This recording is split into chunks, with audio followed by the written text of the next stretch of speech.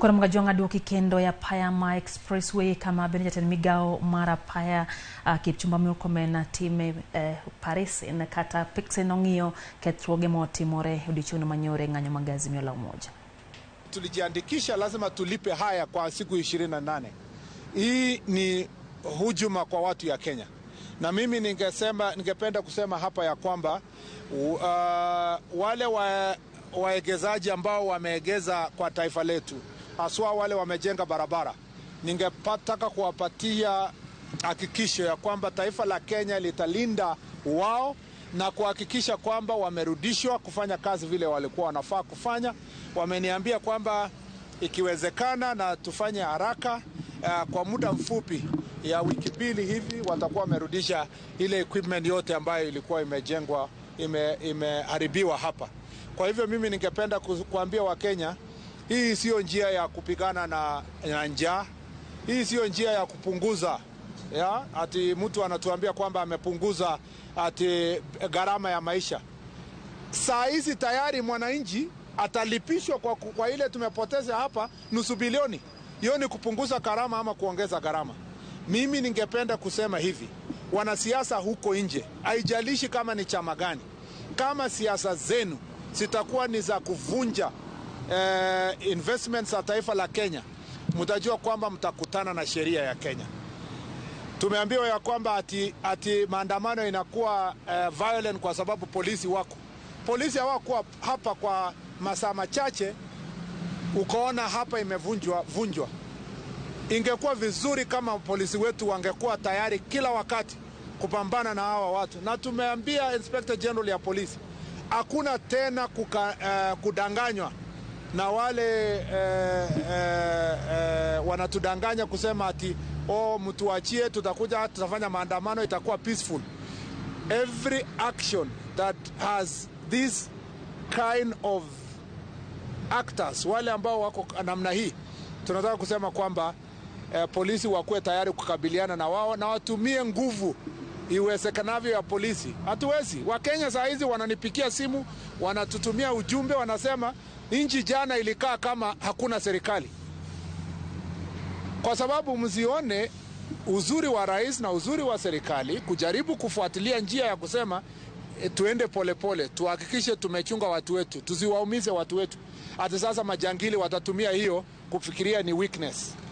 You will be seeing going forward.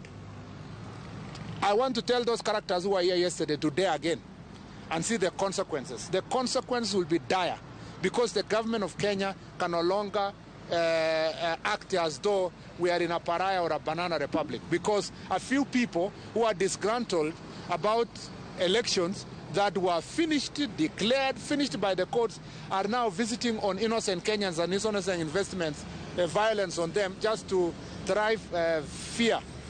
We cannot continue like this as a nation if we are going to be a civilized country. Waziri Murkomen, labda gani ambao mmeweka kama serikali kuhakikisha kwamba mnaendeleza miradi ya miundombinu iliyoanzisha na serikali ambazo ziliwatangulia?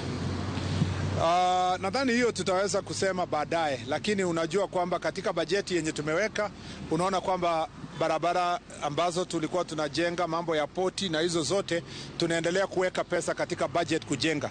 Lakini the same people, our same people, the same people who caused us this infliction, left us with a pending bill of 700 billion, were unable to complete infrastructure for the last 5 years because they were busy chasing political deals and making money for their own pockets, are the same people who are coming back to us and telling us about the cost of living. You know, please give us a break. And I want to say this, we will be lethal as a government going forward.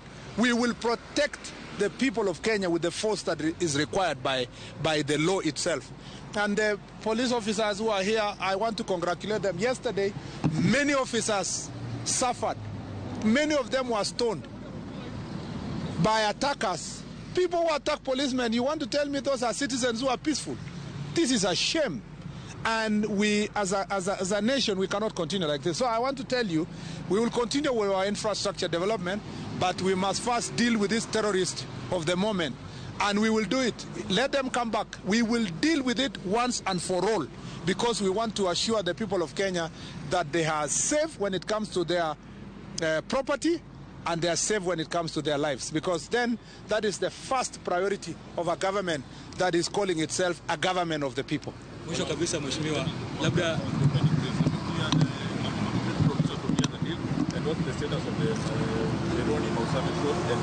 I don't think it will be even fair here to discuss pending bills, Rironi Summit, how is the port.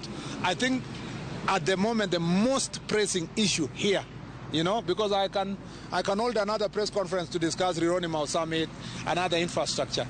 This particular issue of destruction of our infrastructure is the most pressing issue. And you know that there's a police department that is dealing with this issue. And they were doing their normal, you know, facilitative work, because they never expected that somebody that organized violence at this magnitude, well organized, came with matchboxes together with machetes and everything to cut wires. These people were properly organized.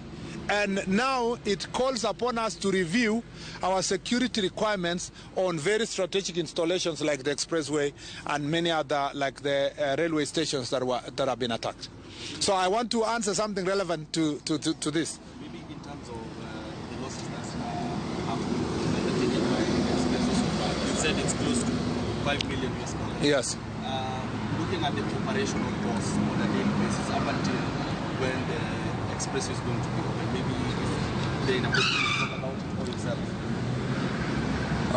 When are you opening the expressway? That's what they're again. But approximately 1 week. Okay. That's a good question.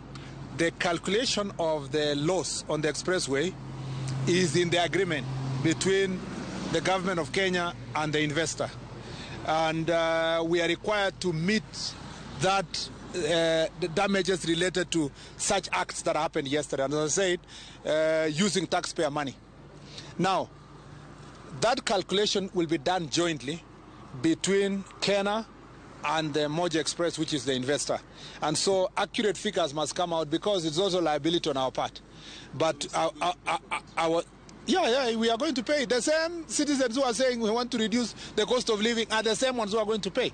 The government of Kenya is going to pay using taxpayer money for what has happened yesterday. And unfortunately, of course,